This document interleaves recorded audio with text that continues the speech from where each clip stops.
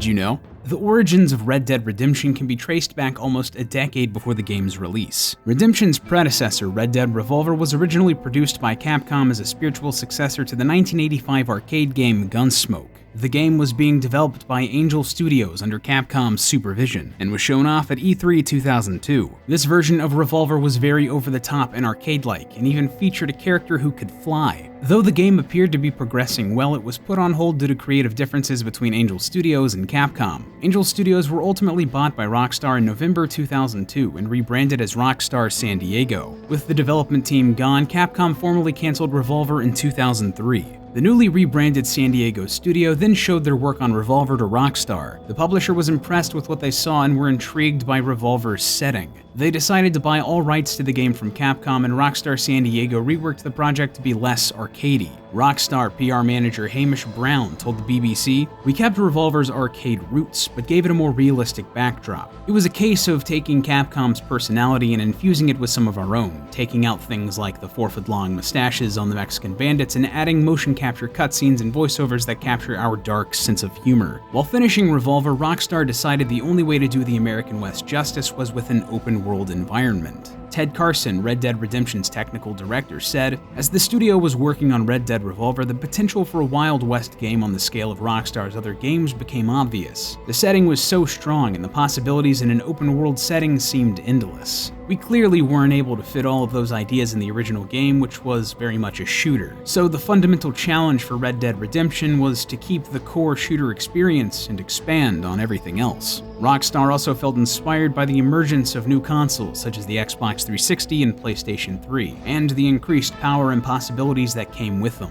Rockstar knew they'd be able to bring their Grand Theft Auto gameplay to the Wild West. Rumors of a sequel began circulating after Sony's press conference in E3 2005. There, Rockstar debuted a tech demo for a game known only as Old West Project. The minute-long video teased players and gave them a glimpse at what Rockstar was aiming for. While researching for the game, key members of the team took trips to the Library of Congress in Washington, D.C. to read up on the American frontier. They went on road trips and traveled the desert photographing environments. They also read old versions of Sears catalogs from around 1900, Western novels, and watched Western TV shows and movies. The game was ultimately influenced by John Wayne and Clint Eastwood movies, The Treasure of the Sierra Madre, Unforgiven, The Proposition, and the TV series Lonesome Drive.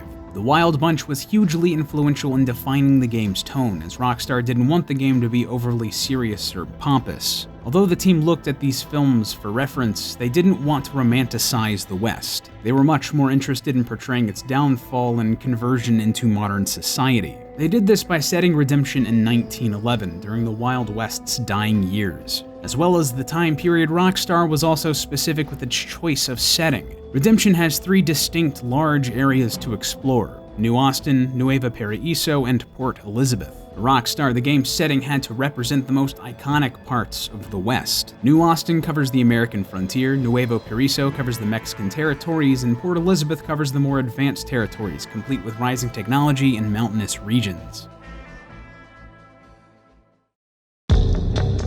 The studio's dedication to authenticity and realism led to a few issues. To assure the game's horses appeared lifelike, the production team recorded motion capture with a stunt horse. One difficulty came from the crew signaling each other while recording. The gesture used by the team turned out to be the same command for the horse to rear up. This resulted in many spontaneous shots that nearly flung off the rider. The team also had to pause between takes to reattach mocap markers that had fallen off the horse. Dozens of markers could fall off at a time, and the team would have to put them all back in the right places before continuing. And even when they had all the data, rigging horse models and polishing off animations took longer than expecting, taking several years to finish. Although Rockstar wanted the game to be historically accurate, they also felt they needed to make changes. In the game, attitudes towards certain races aren't accurate to the era. This was because of the unpleasantness of the attitudes found in the early 1900s. Rockstar co-founder Dan Houser told the BBC, "The language people use to describe other races is insanely offensive to modern ears, and we hint at that. But we maybe don't do it with quite the same vibrancy that people use in some of our research." The game's soundtrack was composed by Woody Jackson and Bill Elm, and took over 15 months of collaboration to complete.